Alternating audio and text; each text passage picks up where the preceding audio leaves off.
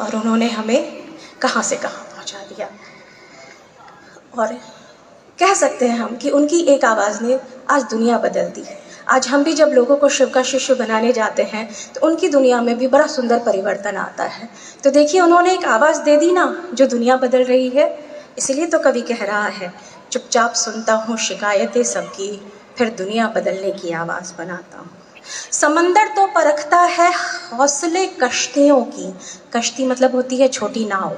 समंदर तो परखता है हौसले कश्तियों की, मैं डूबती हुई कश्तियों को जहाज बनाता हूँ।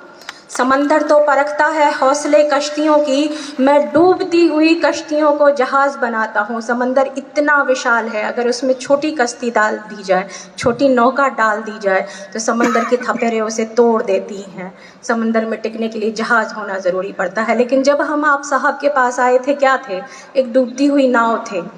हमारा जीवन क्या था? डूबती हुई नैया जैसा था। लेकिन उन्होंने हमें परखा नहीं, उन्होंने देखा नहीं कि हम किस जाति से आते हैं, किस वर्ग से आते हैं, किस रंग के हैं, क्या खाते हैं। उन्होंने हमें गले से लगाया और हमें जहाज़ बना दिया। कैसे जहाज़ बना दिया? आज जीवन में कोई दुख आ जाता है, कोई परेशानी आ जाती है, कितनी भी बड़ी कष्ट समस्या या कष्ट या पीड़ा आ जाता है, हम आप डट कर खड़े रहते हैं इस विश्वास के साथ कि मेरे साहब दीदी देखेंगे, मेरे महादेव देखेंगे। देखिए, आज हम समंदर में जहाज़ की तरह खड़े हैं। समंदर तो परखता है हौसले कश्तियों की, मैं डूबती हुई कश्तियों को जहाज़ बनाता हूँ।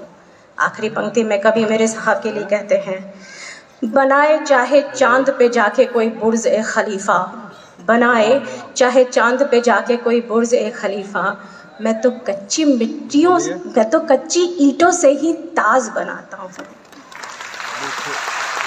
दुनिया में बड़े महान लोग आए और उन्होंने बड़े महान काम किए, सबके महान कार्य पूजनीय हैं और नमनीय हैं। लेकिन मेरे साहब दीदी ने जो काम किया है वो कार्य महानतम कार्य में है, क्योंकि उन्होंने शिव गुरु की राह बताकर, शिव की शिष्यता की दिशा दिखाकर हमारे आपके जीवन में जो परिवर्तन लाया है, उस परिवर्तन के लिए ये प्रकृति, हम और हमारी कई पुश्तें सदैव उनकी आभारी रहेंगे। इतना महान कार्य करने वाले व्यक्ति को हम और आप आज मिलकर याद करें, नमन करें और मेरा भी प्रणाम स्वीकार करें।